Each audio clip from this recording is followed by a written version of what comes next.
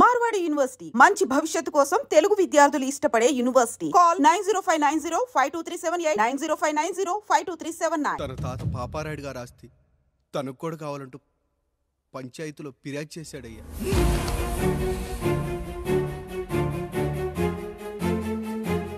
మస్తా గారు ఆ దస్తావేజులు ఇవ్వండి. అయ్యా మరి మా సంగతి ఏంటి?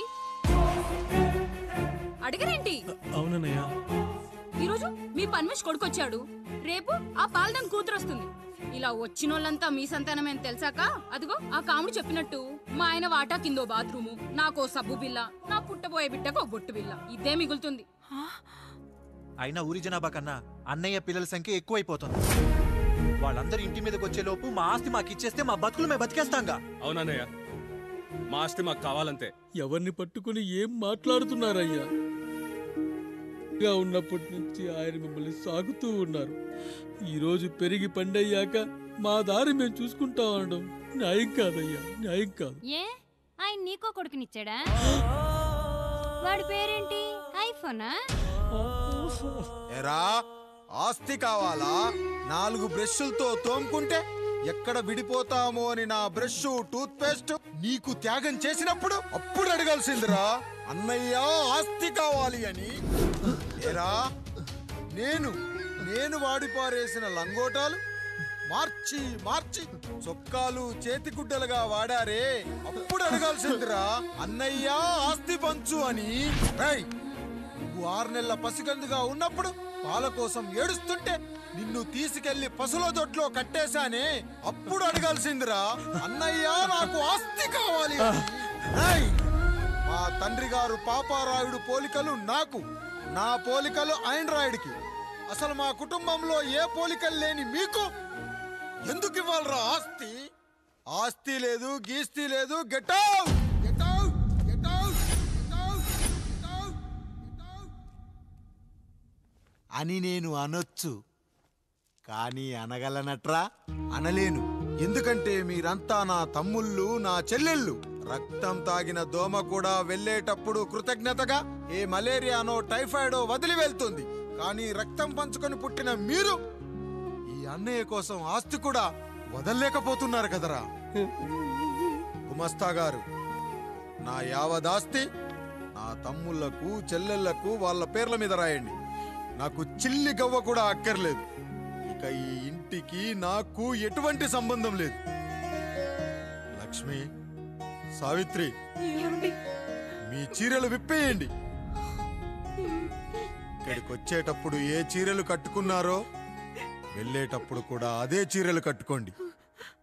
వెళ్ళిపోదాం. దస్తావేజులు తీసుకురండి.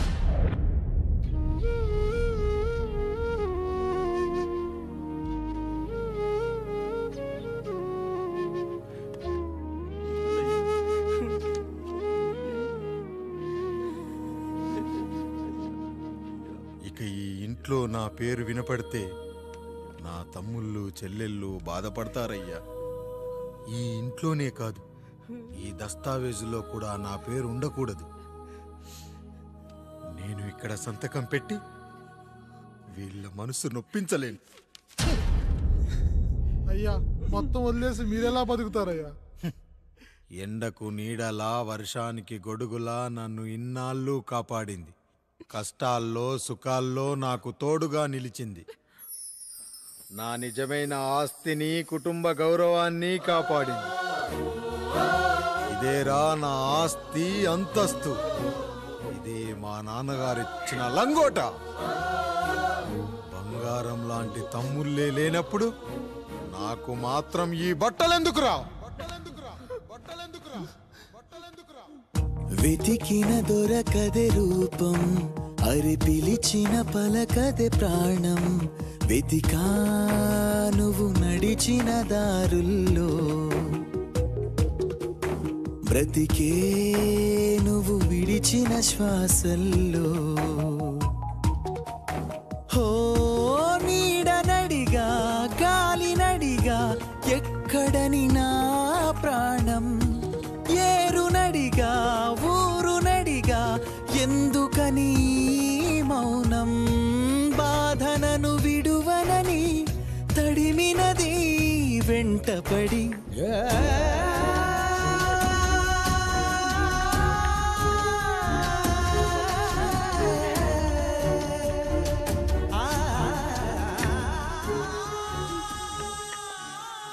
ఏమండి, పప్పులో మీ చెమట పడుతుందండి. ఇడ్లీలో 2 చెంచాల ఉప్పు తగ్గించు లక్ష్మి. ఎలాగో మనం పేదోళ్ళమే కదా, కనీసం ఉప్పు ఖర్చైనా తగ్గుతుందనుకో.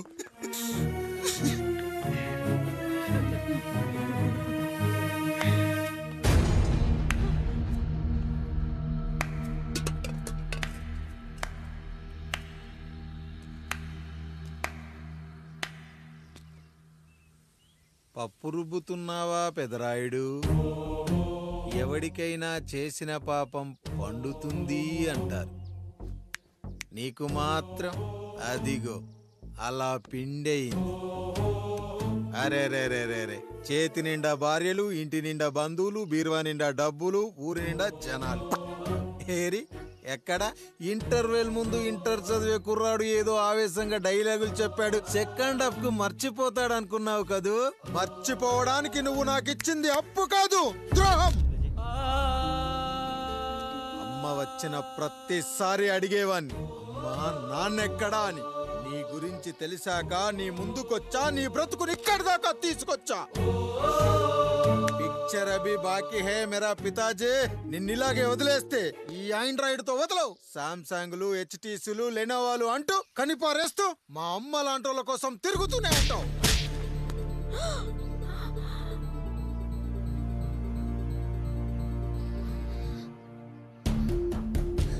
అమ్మా అమ్మా, ఛీ, నన్నలా పిలవకురా. ఎవరిని పట్టుకొని ఎన్ని మాటలు అంటున్నావురా? రాయికి వరమిచ్చిన రాముడు దేవుడైతే, ద్రౌపదికి చీరిచ్చిన కృష్ణుడు దేవుడైతే, నాకు బిడ్డనిచ్చిన ఆయన కూడా దేవుడేరా. ఏంటి, ఇలానే వదిలేస్తే బిడ్డల్ని కంటూ వెళ్తాడా? అసలు ఆయన కంటూ సొంతంగా ఒక్క బిడ్డ కూడా లేడు.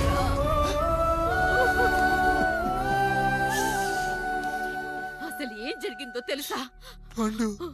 మీరుండండి అయ్యా, ఉండండి. మొదటి భార్యని చేసుకున్నాక పిల్లలు పుట్టలేదని రెండో పెళ్లి చేసుకున్నారు. ఆవిడకి పుట్టలేదు. మూడోసారైనా తగులుతుందనుకున్నా, తనకే పుట్టలేదు. పిల్లల కోసం పెళ్ళాలని మార్చాడే కాని వాళ్ళని వదిలేయలేదురా. అదిరా మా పెద్దయ్య మనసు. ఆయన దగ్గర బాణం ఉంది కానీ లేదురా. అసలు నీ తండ్రి ఎవరో నీకు తెలుసా? తెలుసా? ఇదిగో ఈ కాముడేరా నీ తండ్రి. గేదె నల్లగా ఉన్నంత మాత్రాన పాలు తెల్లగా ఎలా ఉన్నాయనే కదరా నీ ప్రశ్న. దానికి సమాధానం చెప్పాలంటే, ఒక వర్షం కురిసిన రాత్రి నేను 9వ నెల బాలింతగా ఉన్నప్పుడు. పండు పండు, ఇదిగో. ఏమిటండి ఇది? నిద్రలేస్తే నేను, బయటికెళ్తే గంటోడు, పక్కకెళ్తే పాలేరు, ఎప్పుడూ తిరిగే తాయారు. రోజు మమ్మల్ని చూసి చూసి బిడ్డ కూడా జిడ్డు మొహం వేసుకుని పుడతాడేమో అని భయంగా ఉంది. కడుపులో ఉన్నప్పుడు మనం ఎవరి మొహాలైతే చూస్తామో అచ్చం వారి పోలికలతోనే పుడతారంటారు. పొరపాటున నా పోలికలతో పుడితే? అదేంటి కాముడు, నీకేం తక్కువ? జుట్టు ఉండాల్సిన చోట లేకుండా అవసరం లేని చోట విపరీతంగా పెరిగిపోతుంది. మనకు పుట్టబోయే బిడ్డ గొప్ప అందగాడై ఉండాలి. ఇదిగో రోజు ఈ దేవుడి ఫోటోలు చూడు, వాళ్ళలాగే అందంగా పుడతాడు. కడుపుతో ఉన్నప్పుడు ఎవరి ఫోటో చూస్తే ఆ పోలికలతో బిడ్డ పుడతాడా? కనిపించని దేవుడి పోలికలు నా బిడ్డకెందుకు? ఈ ఊరికి దేవుడు రాయుడు. నా బిడ్డ ఆయనలాగే పుట్టాలి, ఆయనలాగే పుట్టాలి.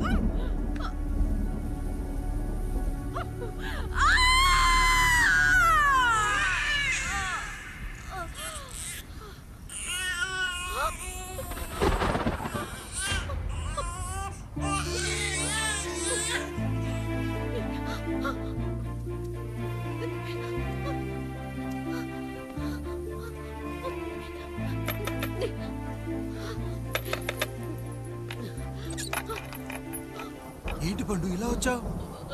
అయ్యా, తప్పు జరిగిపోయింది పెద్దయ్యా. ఏం జరిగింది? అసలే నువ్వు ఒట్టి మనిషి కూడా కాదు. ఒక్కసారి ఇటు చూడండి అయ్యా.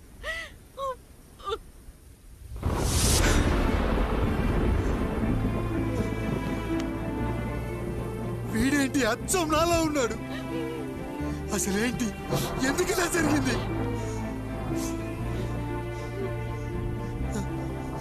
నువ్వు ఎప్పుడైనా చీకట్లో పంపు సైడ్ దగ్గరికి వచ్చావా?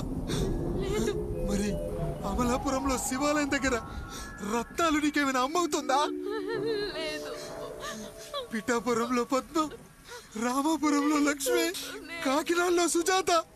అయ్యో దేవుడా, అసలు ఇదంతా ఎలా జరిగింది పండు? అయ్యా, ఇదంతా కాముడి వల్లే అయ్యా, కాముడి వల్లే. కాముడా? కాముడి కుటుంబానికి నాకు ఏం గుర్తు రావట్లేదే. ఎన్నని గుర్తు పెట్టుకోగలను నేను మాత్రం? అయ్యా, అది కాదయ్యా.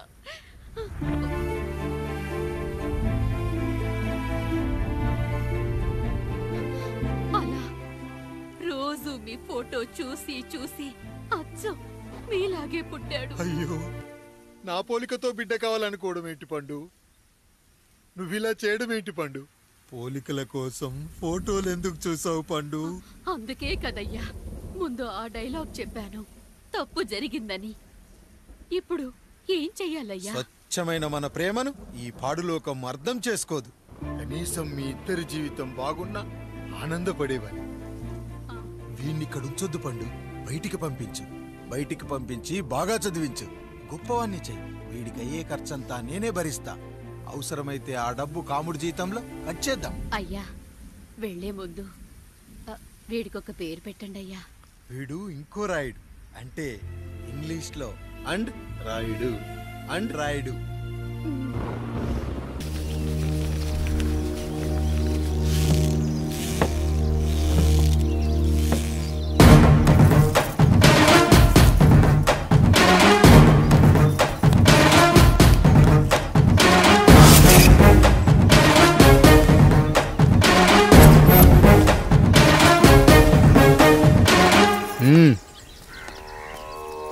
నమస్కారం అయ్యా. అయ్యా, మన ఈరిగాడికి సంవత్సరం క్రితం పెళ్ళయిందయ్యా. మొన్నటిదాకా తాడు బంగారంలో ఉన్న వాళ్ళ జీవితం ఇప్పుడు తాడు ఫ్యాన్లో మారిందయ్యా. తన భర్తకి తల్లిదండ్రులు ఎక్కువయ్యారయ్యా. కట్టుకున్న భార్యకి చీర కొనడం కంటే అమ్మా నాన్నలకు మాత్రం మందులు కొనటమే తన సంతోషం. పొద్దున లేచిన దగ్గర నుంచి తల్లిదండ్రుల పనులు, పెళ్ళ ముద్దు ముచ్చట తీర్చట్లేదని తల్లిదండ్రులను వృద్ధాశ్రమంలో చేరిస్తే తను తన భర్త సంతోషంగా ఉంటామని వీరిగాడి భార్య సావిత్రి రచ్చబండి ఫిర్యాదు చేసిందయ్యా. చూడమ్మా, ప్రతి స్త్రీ జీవితం 3 ఆకులతో ముడిపడి ఉంటుంది. పెళ్లిల్లో మావిడాకులు, శోభనం గదిలో తమలపాకులు, ఆ తర్వాత భర్తతో విడాకులు. మావిడాకులు గుమ్మానికి కట్టొచ్చు, తమలపాకులతో కిల్లీలు కట్టొచ్చు, కానీ విడాకులతో కాపురాలను కట్టలేమమ్మా, కట్టలేం. నన్నేం చేయమంటారు? నాకంటూ కోరికలుండవా? భర్తతో సరదాగా ఒక్కదాన్నే గొడవ పడాలని, ఆయన కష్టపడి అలిసొస్తే పక్కింటి వాళ్ళ కబుర్లన్నీ చెప్పాలని, వచ్చిన జీతం మొత్తం చేతికిచ్చాక నేనే 10ో 12కో చేతిలో పెడితే ఆయన కళ్ళల్లో ఆనందం చూడాలని నాకనిపించదా? ఎంతసేపు అమ్మా నాన్న అంటూ వాళ్ళ కొంగు పట్టుకుని తిరగడమే తప్ప నా పైట పట్టుకుని తిరిగిందే లేదు. నాకు విడాకులొద్దు, నా భర్త నాకు కావాలి. ఎరా, నీ భార్య చెప్పింది విన్నావుగా, ఏమంటావు? అయ్యా, మీరు నా వైపు కూడా ఆలోచించండి అయ్యా. 9 నెలలు నా తల్లి కష్టపడి కనీ పెంచితే 20 ఏళ్ళు నా తండ్రి నన్ను పోషించాడు. నిన్నగాక మొన్న వచ్చింది. ఇది మమ్మల్ని విడదీయాలంటే ఎలాగయ్యా? నాకు నా పిల్లం కంటే నా తల్లిదండ్రులు ఎక్కువయ్యా. మరి పెళ్ళెందుకు చేసుకున్నావురా? అక్కుల్లో పనికెళ్తుంటే అక్కడ మెస్ భోజనం పడట్లేదయ్యా. ఇలామంటే పని మనిషి అనుకుంటున్నావారా? అసలేమనుకుంటున్నావురా? ఆడదంటే నీకంటే చిన్నదవుతే చెల్లవుతుంది, పెద్దదైతే అక్క అవుతుంది, పెళ్లి చేసుకుంటే భార్య అవుతుంది, ఆ తరువాత తల్లి అవుతుంది. మగాడేముందిరా, ఆఫ్టర్ ఆల్ తండ్రి అవ్వగలడు.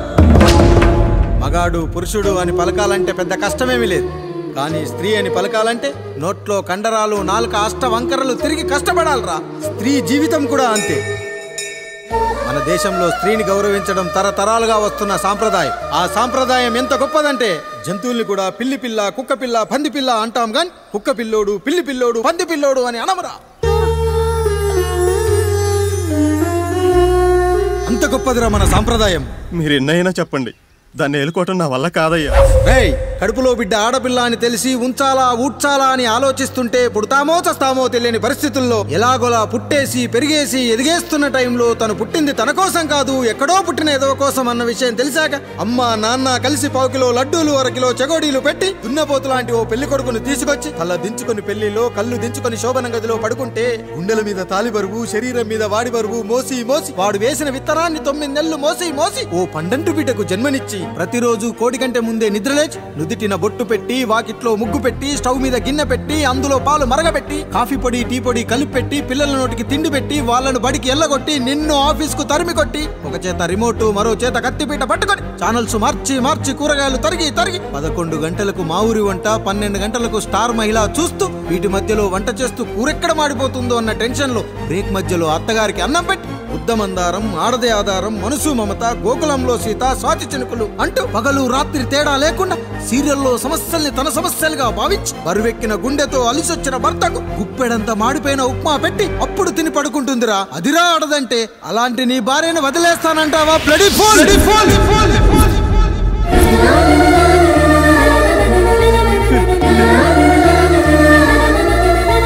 ఒక గుక్కలో ఆడదాని గురించి చెప్పాలంటే నాకు 3 నిమిషాలు పట్టిందిరా. 3 ముళ్ళేసిన నీకు ఆడదాని గురించి తెలియాలంటే ఎన్ని జన్మలెత్తాలరా? అయ్యా అయ్యా, నా తప్పు నేను తెలుసుకున్నానయ్యా. నా తల్లిదండ్రులు నేను వదిలేస్తానయ్యా. నా పిల్లల్ని నాకు ఇప్పించున్నయ్యా. నువ్వు తప్పు మీద తప్పు చేస్తున్నావు. నీ భార్యను తిరిగి ఏలుకోవడానికి నీకు హక్కు లేదు. ఈ రాయుడు తీర్పిస్తున్నాడు. ఈ ఈరిగాడు మాత్రం తమ తల్లిదండ్రులతో ఉండాలి, కానీ ఈవిడకు మాత్రం భర్త కావాలి. ఈమెకు అభ్యంతరం లేకపోతే నేను పెళ్లి చేసుకుంటాను.